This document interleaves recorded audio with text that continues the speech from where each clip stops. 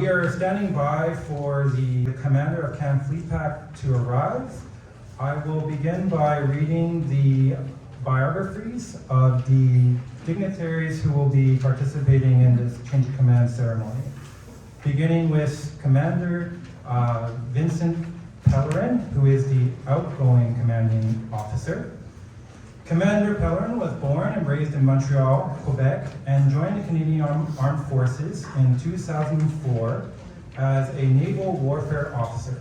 Sailing on both coasts, his tours at sea have included HMCS Winnipeg and HMCS Regina as the bridge watchkeeper, HMCS Ville de Quebec as the above water warfare officer, weapons officer, and combat officer, as well as multiple commands of Orca-class training vessels, NRU Asterix and HMCS Mountain. During his time ashore, he was appointed as the detachment commander of the Canadian Forces Recruitment Detachment in Sydney, Nova Scotia. He was also the executive assistant to the Director General of Naval Strategic Readiness, the senior staff officer for training and capability management at the Personnel Coordination Center, Atlantic, and most recently working for the Directorate of Innovation and Digital Navy, where he was the acting director for most of his tenure. He has deployed throughout the Americas, the Middle East, and the Indo-Pacific on Operations Carib, Projection, Artemis, and Neon.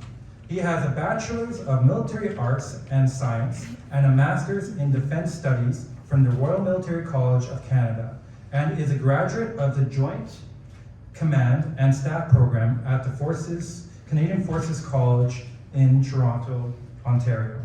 He is looking forward to reunite with his wife Rebecca, his children Alexander and Samuel in Ottawa. The incoming commanding officer is Lieutenant Commander Benjamin Roberts. Lieutenant Commander Roberts was born and raised in Ottawa, Ontario, and joined the CAPT in 2010 as a naval warfare officer. His sea tours have included bridge watchkeeper in HMCS Calgary, navigating officer in HMCS Winnipeg, executive officer in HMCS Yellowknife, operations officer in HMCS Calgary, and executive officer in HMCS Winnipeg. During these tours, Lieutenant Commander Roberts deployed for Operations Artemis, Carib, Projection, and Reinsurance. His brief tours ashore have included various roles of HMCS Venture and executive assistant to the Commander of Maritime Forces Pacific. Lieutenant Commander Roberts lives in Esquimalt with his wife, Laura, and their two daughters, Blythe and Florence, and their Airedale Terrier, Dolly Parton.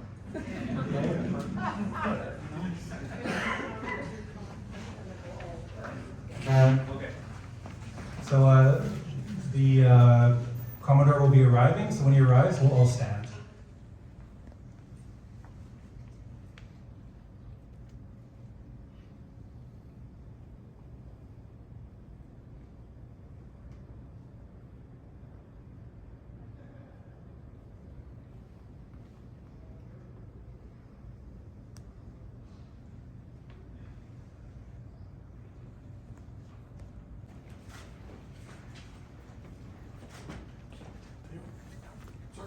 Straight at the table. All right, I know where I'm sitting now.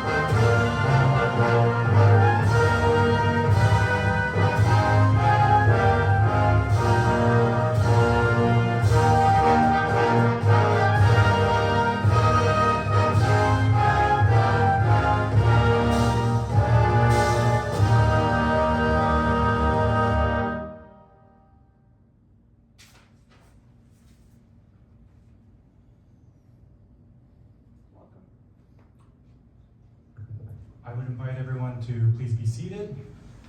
Welcome to the change of command ceremony for HMCS Winnipeg. My name is Lieutenant Joshua Mischuk. I will be the MC. At this moment, I would like to invite the outgoing commanding officer of the HMCS Winnipeg, Commander Pellerin, to come forward to address the audience.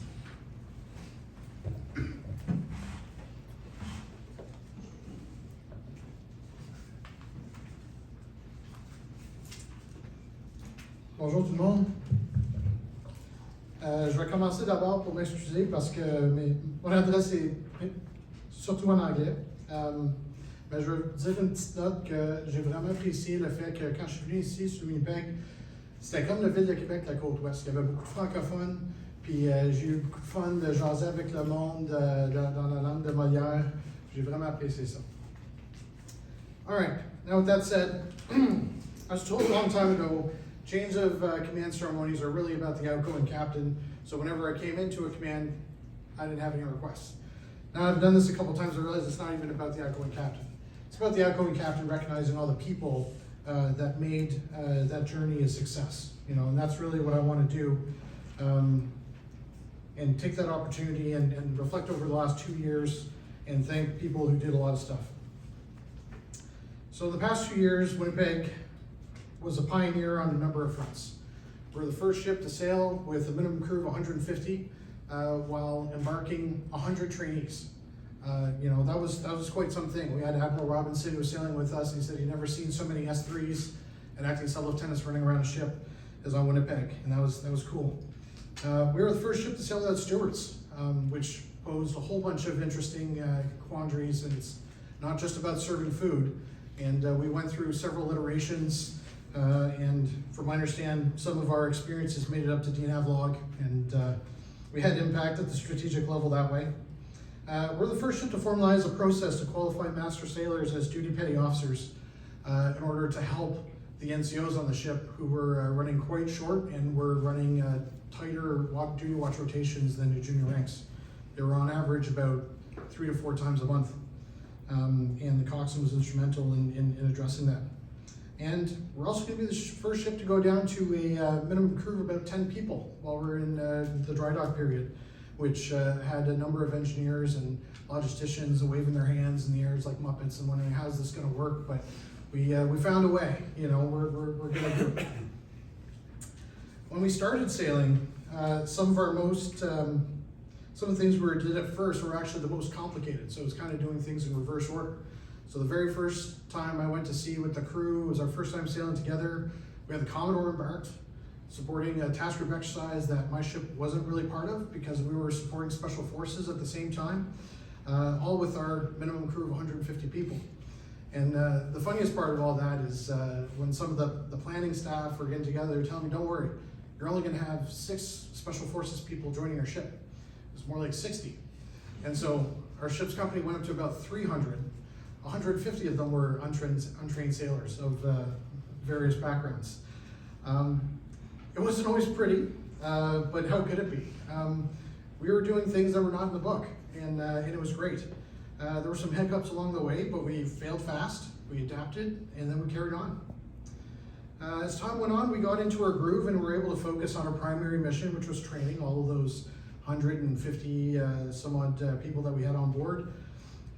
In fact, I'm pretty sure I saw about 200 acting sub-lieutenants throughout that period. You know, so it's I see an acting sub-lieutenant walk by, and chances are they were in Winnipeg, which is a neat feeling. We also qualified almost two frigates worth of engineering rounds people, which you know is desperately needed to keep the fleet going. So these are things that I'm really proud of. The end of our sailing was actually really straightforward. There's no big deal. It's just taking out some dignitaries on a class sail, sailing around the Gulf Island, show them a good time. But the night before we were supposed to pick them up, we lost the ability to control our port CRPP. So for those of you who are not in the know, that's our port propeller. And so that means that we had to either go alongside with tugs, or if we were to drive it, if I was going to drive it myself, well, basically we need to train up people to change the pitch of the propellers manually and stuff. So the night before, we chose a couple of junior engineers And we basically trained them till the point that they got really, really good at it and really fast. And so I was able to come alongside on our own power using them. And the chief engineer at the time designated them a special title. I want to say it was SPP, special prop person or whatever is what it was. There was only 2 or 3 sailors on board that could do that job. And the chief was jealous because he wanted to do it himself. So we ended up doing 6 alongside and departures in that configuration just before we ended our sail. And that allowed us to actually spare Regina from stealing more parts from them and sparing some resources from the FMF. And we did it. But that night and those times were just one of the few instances that I knew that I had a really great crew. And it was that crew and the crew that stands before me now that I really want to thank. For having an open mind, trying new things, looking out for each other, and having the courage to speak up and contribute your ideas. I would take you all to war any day. So I also want to thank Ben, my XO. You've been my steady right hand the whole time, shouldering perhaps a bit of a larger load than the average XO since I was on IR, so every time I go on leave, I refuse to spend any of it in BC. I'd go back home.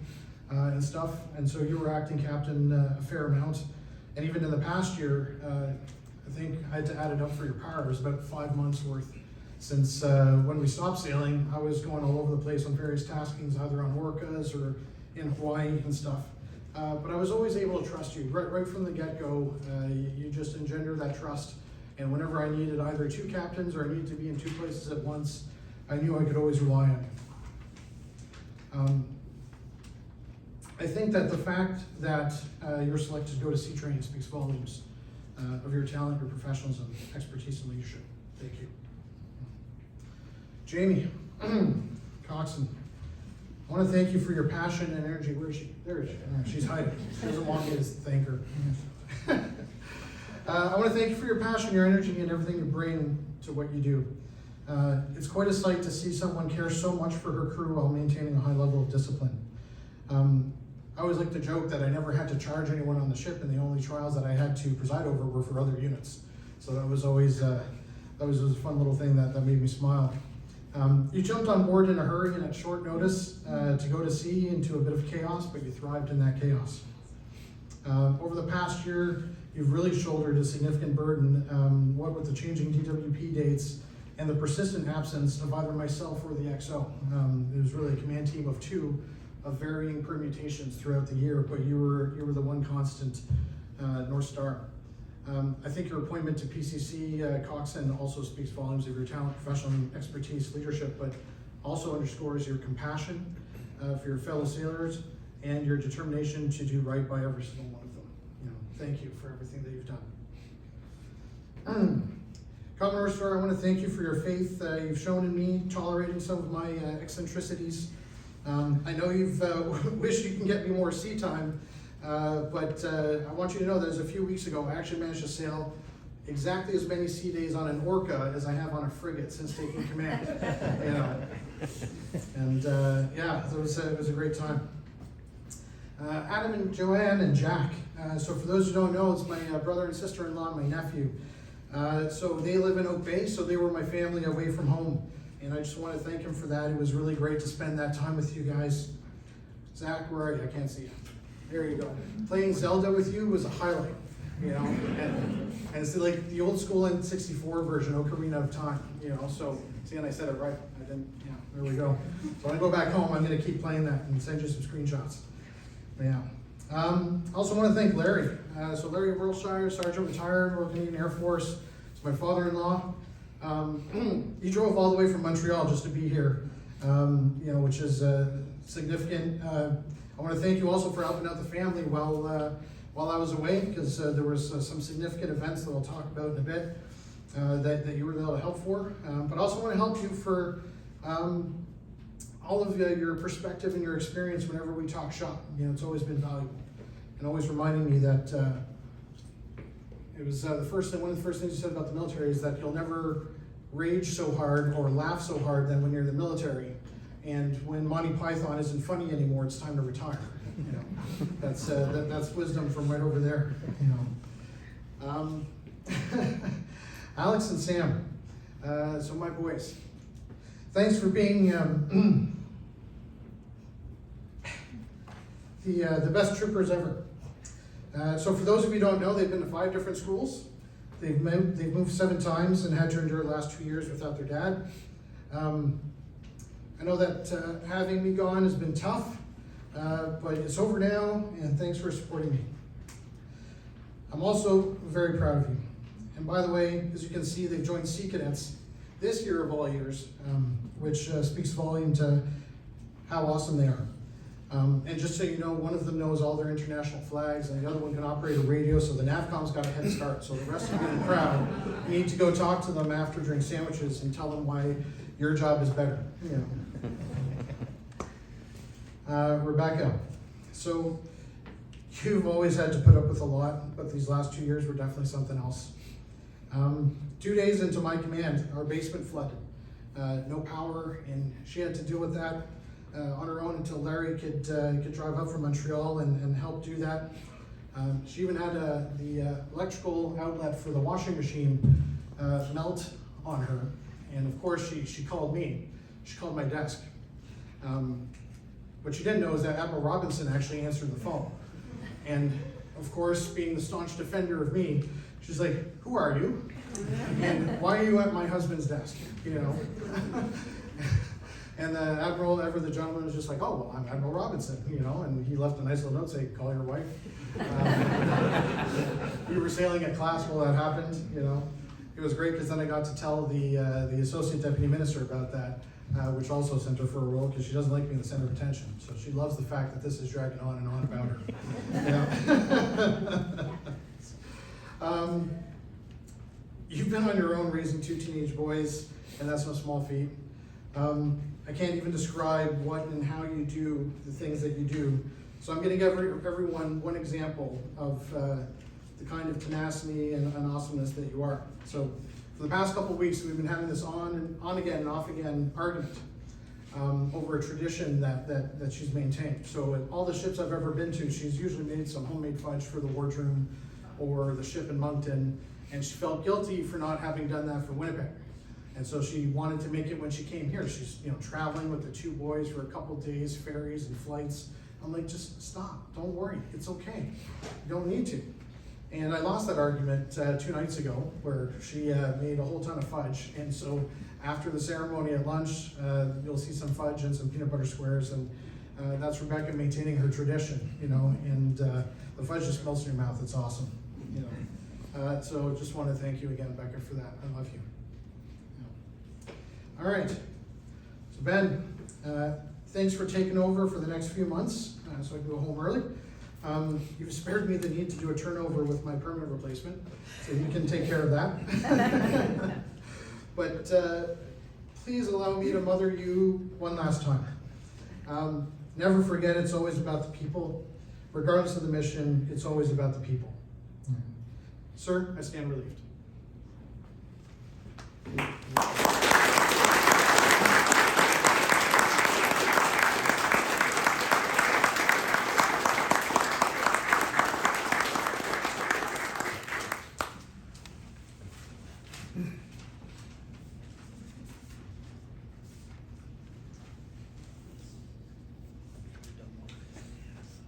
At this moment, I would like to invite the Commander of Canadian Fleet Pack Pacific, Commodore Mazur, to come forward to address the audience.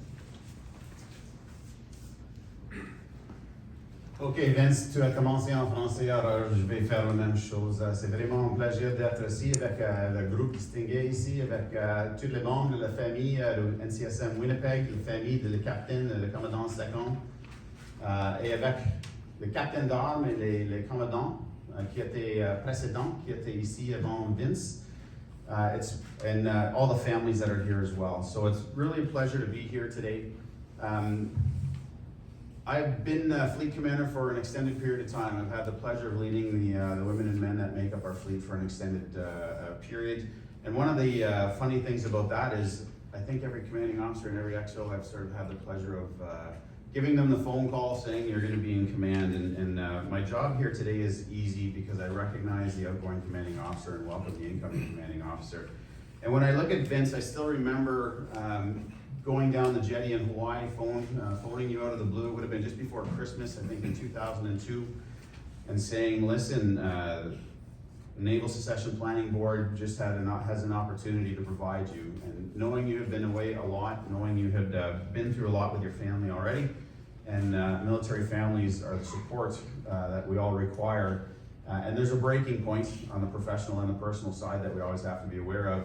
NSPB, in a break from normal tradition, saying you have a chance at command, you can take it or leave it, and if you leave it, then you might not get another opportunity, offered me or allowed me to give Vince a call. And so I got that thumbs up to make that phone call while I was in Hawaii, and I did it right away. And I remember talking to you in the sunshine and saying, listen, there's an opportunity to take command of a ship, and you can discuss it with your family, and you can take a look at this opportunity. It's going to be a unique one. Winnipeg had worked hard. It was the cornerstone of our fleet for a period of time. It had deployed 3 times in 3 years, but it had more to give, and the commanding officer, it needed a new commanding officer to come in. So the sea time was front end loaded, and I remember telling you about the program. You're gonna have to adjust your thoughts of what commanding a ship is, and no command is ever the same.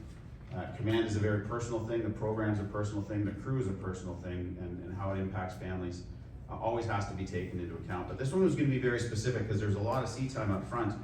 And the Navy, as it still is today, is challenged with people. And at the time, as we still have similar challenges, is that we had a lot of people that lacked their first 30, 40, 50 days at sea, their first experience on board a frigate, being able to get to sea, get their understanding of what the Navy actually is. And so because of Winnipeg's program, that's exactly what the opportunity was. And without really even hesitating, he said, sir, I'm interested. I need to talk to my family, but I'm in. Just give me a couple of days and I'll give you a final thumbs up. Knowing that it was going to be IR, knowing that it was going to be a challenge, he jumped at the opportunity to lead in this unique way. And I remember you talking to me about your education, about you like thinking outside the box, that you like unique challenges, not just a cookie cutter, this is what's being given. I think I challenged you probably quite a bit, and you rose to the occasion every single time. He went through many of the opportunities, but we have a standard footprint of what we expect a normal readiness ship and a high readiness ship to be, but what the Navy needed at the time was a classroom at sea. It needed sort of a training squadron. We haven't done this type of thing in a long time. It needed a reorientation of understanding of risk. It needed a reorientation of how you're going to keep the ship safe while still providing that structure to train people. And it needed a whole different structure of how to monitor and train people at the same time.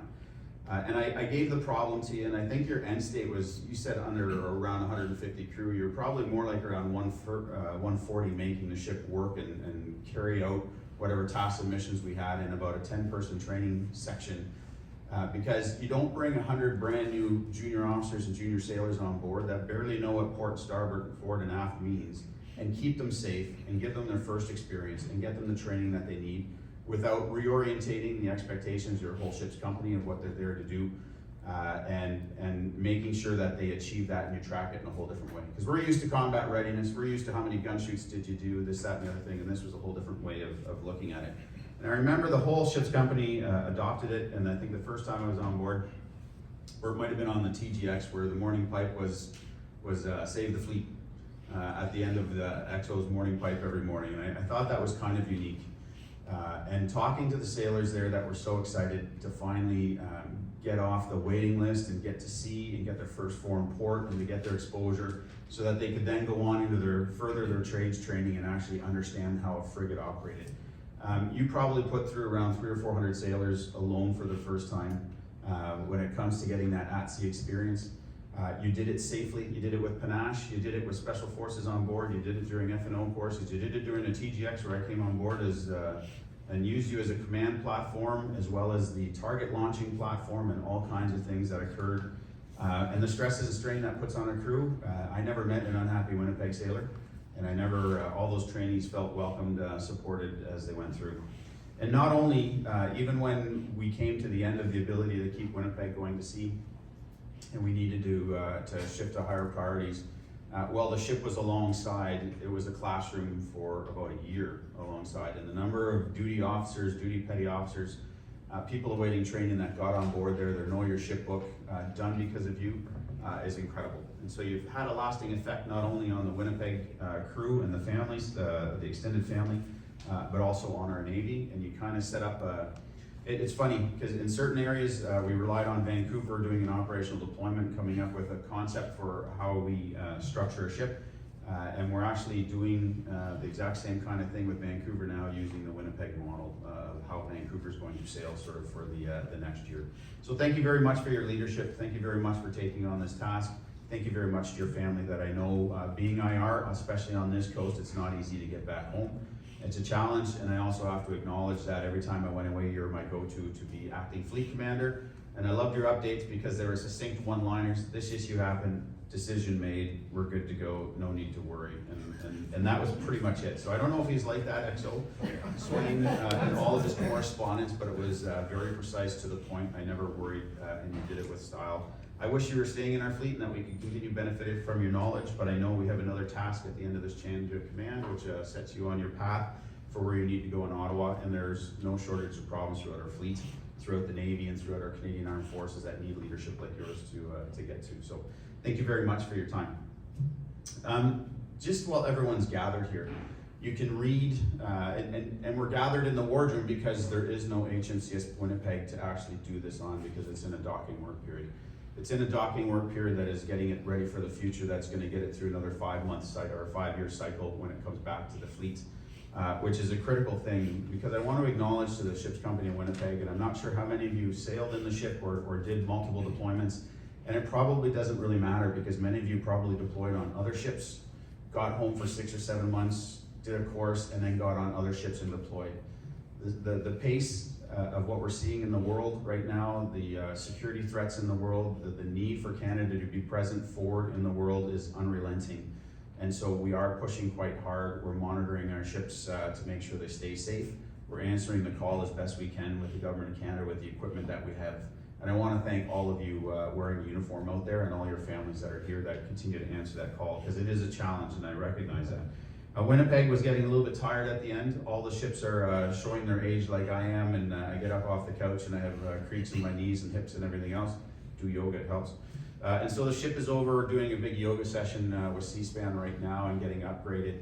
And when it comes back to our fleet, and we're going to be putting the ship's company back together in about a year's time, because we'll be accepting the ship back next fall and the next summer.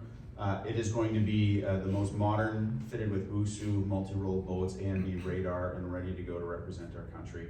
And it is really a milestone when you look at what's happening in our world, the security, whether it's war in Europe and Ukraine, whether it's what's going on in the Red Sea, whether it's what's going on in the Middle East, what's going on in the Indo-Pacific. I don't imagine that the world is going to be a quieter place, especially with the rule-based international order being challenged with shifts in our neighbor to the south, is probably just going to require more and more of Canada to be present, and for us to do what we can to play our role in the world. So thank you very much to the ship's company for all your efforts, whether it was in Winnipeg or whether it's in one of our other ships. I know as you go down and break more ground, going down to about a 10 to 13 person crew, but you are breaking brand new ground for us yet again, and I know the ship's company here that are part of Winnipeg will soon be going on to new tasks and taking your knowledge and expertise across the fleet, so thank you very much. And Ben, I think our paths crossed the first time probably when you were in the Admiral's office. Again, the Navy's pretty small, you know people by reputation, but when I actually first got to meet you, and when your name came up at NSPB, and they said, you know, where's he at? And I said, oh, he could be an XO today. And they said, you want him as an XO? And I said, hell yeah. And look at him, he looks like a grizzled sea captain. He's got the salt and pepper. You're so young in the Admiral's office, so Vince, I think the last 2 years have put a bit of wear on him, but you're looking the role ready to take command today, and it's wonderful to see. And not only has, when I've been stealing Vince, and Vince has been taken off to go to sea in orcas and still giving back and mentoring, and I've been using him at CFP and this, that, and the other thing. So he's spent, what was it, 5 months this year as acting captain of Winnipeg, which is incredible, and never had to worry with what was going on in Winnipeg the whole time you were there. And then at the same time, it wasn't enough for him that he decided to do block French, and you're just saying you got your CDD on his own time or government time, but while fulfilling those roles of XO and acting CO, and Vince has been out gallivanting, enjoying bridge time on orcas. And at the same time, he's doing JCSP distance learning. And I joined the Navy without a degree and had to do 2 or 3 years of education while still working. And the pressure that puts on you with no breaks on weekends. You're always working on the next paper while studying French, while worrying about your ship as acting CO. It just sort of shows that you've expanded past the capacity of what's expected of a lieutenant commander. I know the position you're going to at C-Train, you're going to be able to mentor the next generation. You're ready. And thank you very much for once again answering the call for acting CO. So with that, I'll stand down. I think we're going to sign some documents and then you get to say a few words. But thank you very much to everyone for being here. C'était vraiment un plaisir d'être ici avec le groupe. J'espère les 5 sandwichs sont très bons. Je ne suis pas sûr pour le café. Et je voudrais, je suis heureux de parler avec la famille après. So thank you very much to the families, to the larger Winnipeg family, and to Vince and Ben. Congratulations. Thank you.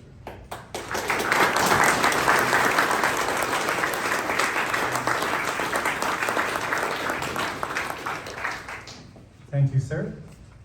In order to formalize this important moment, we will now proceed with the signing of the certificate. I would like to invite Commodore Mazur, Commander Pellerin, and Lieutenant Commander Roberts to proceed with the signature of the certificates. Take the picture first. Sure.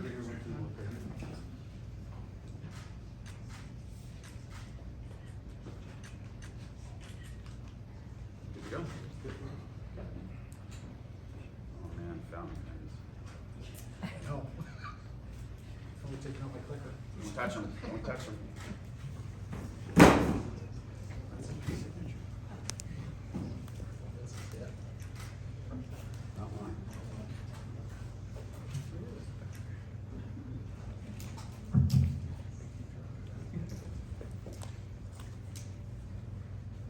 All right, no more pressure. All the pressure's on the side.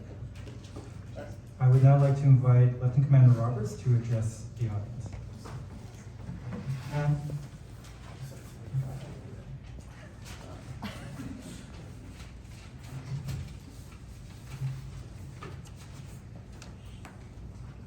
right, morning everyone. First of all, I'd like to thank all of you for being here today, taking time out of your schedule for being here. I want to thank the crew of Winnipeg, many of whom are here, for supporting both me and Vince over the last 2 years. I know most of you are already posted out or will be posted out very shortly, so I truly appreciate your presence here today. I'd like to thank RCN senior leadership for having confidence in me to take command of Winnipeg for the next few months until Commander Evans gets here later this summer. And of course, I'd like to thank my lovely wife Laura for all your loans. Now this is normally the part of the speech where the incoming CO will give his vision for his command, where I could wax philosophically about how I'm going to turn my 10-person shore office into the most combat-capable unit in NATO. But given the tenure of command, I thought it would be more appropriate if I just acknowledge the mentorship that Vince has given me over the last 2 years. Commander Pellerin and I started our tours as CO and XO roughly around the same time, within a couple months of each other, in the spring of 2023. And I knew at the time, one of the responsibilities of the CO was to mentor their XO, so that I could one day fill his shoes. I'd seen this in the past. I'd seen COs mentor their XOs on various things such as ship handling, navigation, tactical decision making, and risk management. But Vince was different. As we all know, Vince is different. He embodies the perspective of an Ottawa naval officer, strategic, systems oriented, and deeply engaged at the institutional level. When mentoring me, Vince rarely spoke of his slick along sides or high-speed nighttime navigation, and he might even cringe at the mere mention of the word Mediterranean mooring. And while he was a phenomenal mariner and ship handler in his own right, and he focused tirelessly on the tactical mission of fourth generation that we had, and he did mentor me in all facets of command, our conversations in his cabin would inevitably wind their way to the organizational and strategic level. Instead of telling tales of deployments from his younger years, he was explaining his vision for the restructuring of the Navy. Instead of stories of missile shoots, it was Treasury Board decision policies. But it wasn't just this direct mentorship that I learned from him. I learned so much in the way he interacted with the crew. I'm not sure if I've ever been on a ship with more pipes of Commanding Officer 116. And for those in the room who aren't aware, we have a public address system on board where the phone number to call the bridge is 116. So this is the bridge's way of saying, Captain, we need to talk to you. And this wasn't because Vince was shirking his duties or avoiding the officer of the watch. No, he was interacting with the crew. He was down in the NCR talking to the Martex, or is even sometimes found down in 2 general stores hanging with the MMTs. Even now, as we've given the ship over to VSL, and we're no longer at sea, he can rarely sit still in his office. He's always wandering the office, interacting with the crew. A lesson that, along with his insights on organizational structures and Treasury Board decision policy, I will take forward with me in my career. And now he's off to be Director of Official Language for the CAPT, which is entirely appropriate given that he's always advocated for second language training and bilingualism within the CAPT, even for his busy exo. J'ai suivi plusieurs cours de français au cours de la dernière année, grâce au soutien de Vince. Je n'aurais jamais pu parler de français devant vous aujourd'hui si Vince n'avait pas été un ardent défenseur de la formation en langue 50. Alors Vince, je vous remercie pour le soutien. Je vous souhaite bonne chance dans votre prochain poste. I wish you and your family a safe voyage back to Ottawa. Commodore Mazur, sir, I have the watch.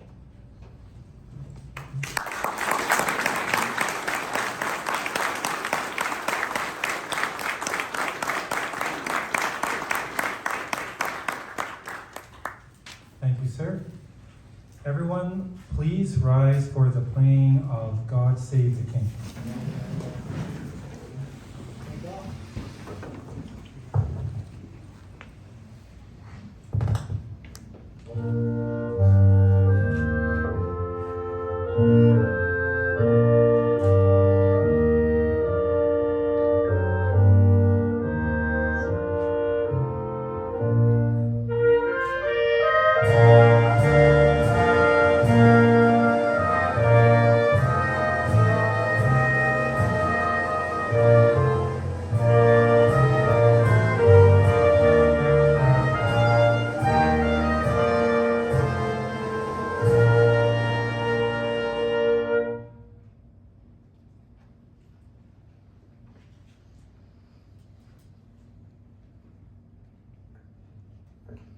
Everyone, please be seated. This concludes today's change of command ceremony. I would now like to invite the commander of Canadian Fleet Pack Pacific to conduct promotions. Bravo 85-933-959, Commander Pellerin. Sir? What she says. Photo sneak. Where do we want the picture? Going in front of the bell or Bell or the kids the be kids ready? be ready? Or you want us to move the kids? Yeah? Yeah, if we can move the Yep. yeah. Bring it over by the bell.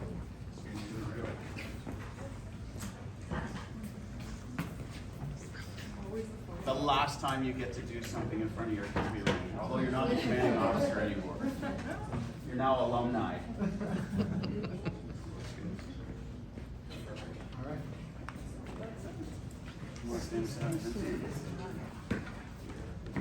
So we said a lot of nice things about Commander Pellerin, but one of the things, every trade, every profession has a bunch of things that they need to accomplish, and Commander Pellerin is at the peak of that. And out of a solid commander, being the commanding officer of the ship is probably one of the last big operational checks that we have with someone of his current rank. But there's a lot brewing behind the scenes that has to go on, and whether it's professional military education, civilian education, academic type stuff, language training, experience in Ottawa, thinking outside the box, demonstrating that leadership.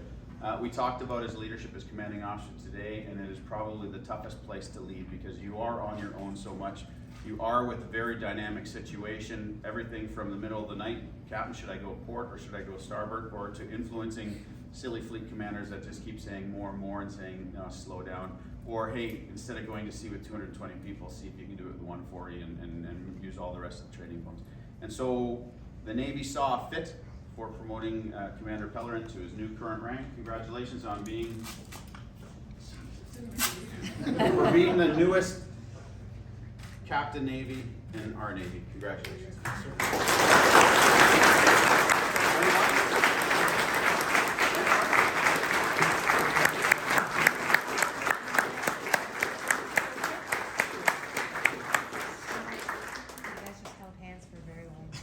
Yeah, you get used to that. Yeah, it's fine. Speech? I already did it. I generally give a picture to the outgoing commanding officer of time that represents them in command, and in this case, it's a picture of you. You just had it done last week. It's been framed with a little signature. Congratulations and thanks for everything you've done for Camp Fleetpack as commanding officer.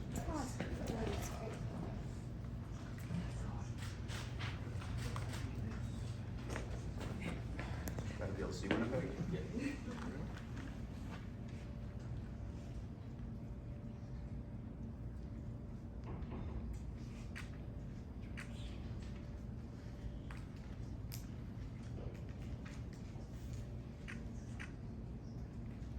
Just stay here and hold hands for another minute.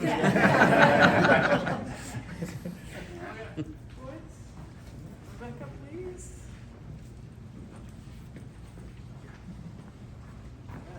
Both sides.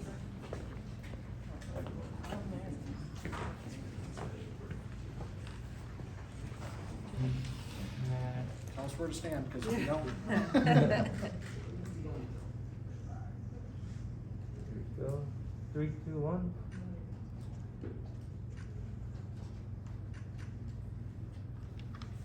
Thanks.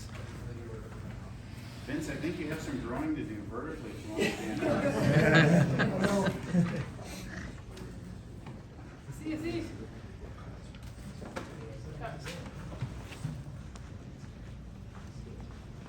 So we're gonna keep this short and sweet, but the crew wanted to pass on a lot of good physical things and a few mementos for everybody to take home with them. So for the captain,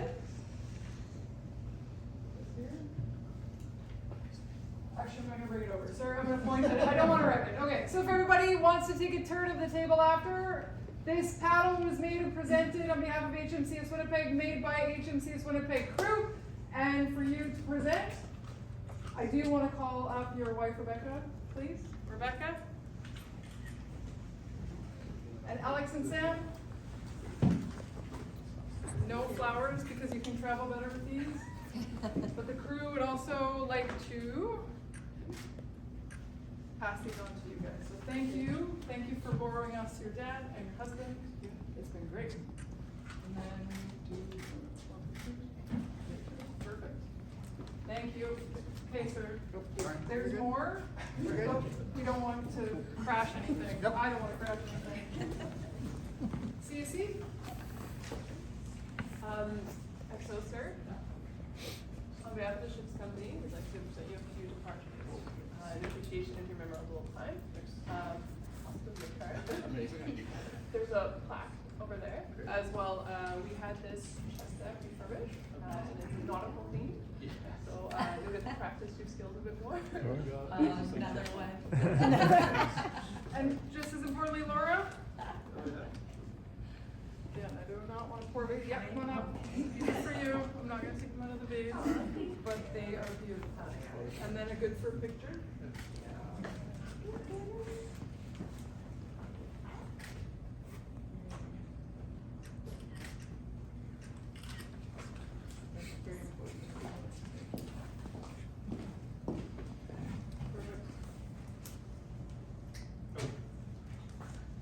And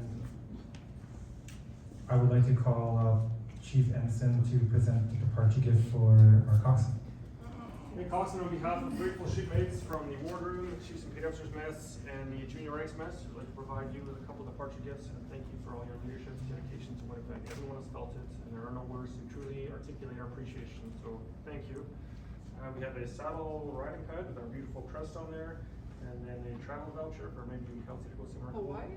Wherever you choose. Thank you. Thank you. Thank you. Oh my God. That is awesome. Vice PMC. Right.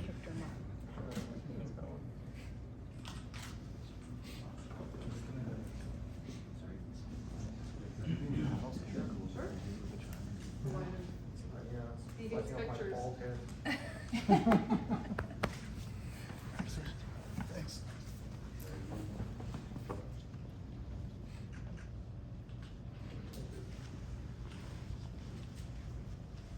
Thank you to everyone. Thank you to our distinguished guests for attending today's ceremonies and events. I would like to conclude with a moment to acknowledge that we are gathered today on the traditional territories of Esquimalt and Songhees nations. This concludes today's ceremonies